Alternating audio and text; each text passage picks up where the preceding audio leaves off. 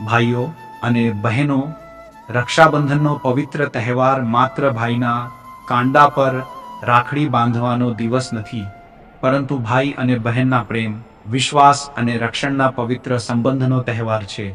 આ દિવસે બહેન જ્યારે પોતાના ભાઈ માટે પૂજાની થાળી તૈયાર કરે છે, ત્યારે તેમાં કેટલીક પરંપરાગત વસ્તુઓ રાખવામાં આવે છે.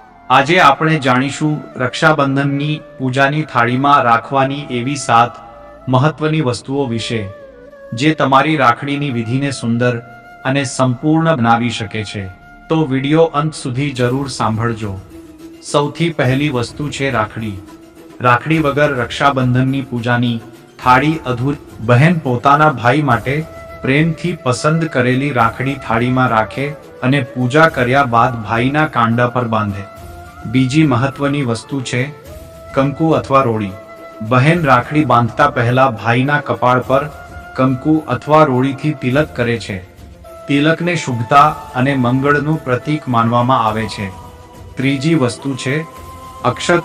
તિલક કર્યા બાદ ભાઈના કપાળ પર અક્ષત લગાવવાની પરંપરા છે.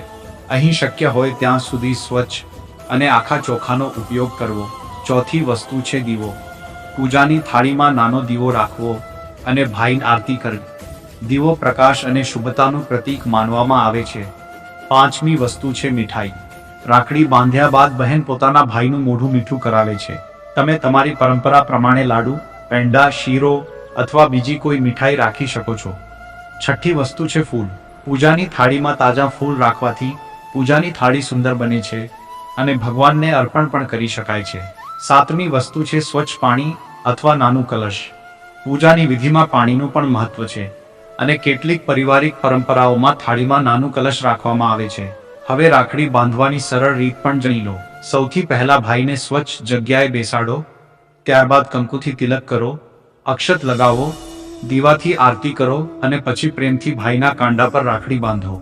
ત્યારબાદ ભાઈનું મોઢું મીઠું કરાવો અને એકબીજાને શુભકામનાઓ આપો. અહીં એક વાત ખાસ યાદ રાખવી કે રક્ષાબંધનની પૂજાની રીત અલગ અલગ પરિવારો અને પ્રદેશોમાં અલગ હોઈ શકે છે. તેથી તમારા પરિવારની પરંપરા અને માન્યતાને પણ મહત્વ આપવું, કારણ કે આખરે રાખડીની સાચી કિંમત તેની અંદર રહેલા પ્રેમમાં છે. બજારમાં મળતો દોરો ભલે સામાન્ય હોય, પરંતુ બહેનની શુભકામના અને ભાઈનો પ્રેમ તેને ખાસ બનાવે છે. તો આ રક્ષાબંધન પર પૂજાની થાળી પ્રેમથી તૈયાર કરો, ભાઈના સુખ અને સફળતા માટે પ્રાર્થના કરો અને તમારા સંબંધની જૂની નારાજગી ભૂલીને એકબીજાને દિલથી ખુશ રાખો. જો તમને આ માહિતી ગમી હોય તો વિડીયો લાઈક કરો, તમારા ભાઈ બહેન સાથે શેર કરો અને કોમેન્ટમાં લખો, જય રક્ષાબંધન.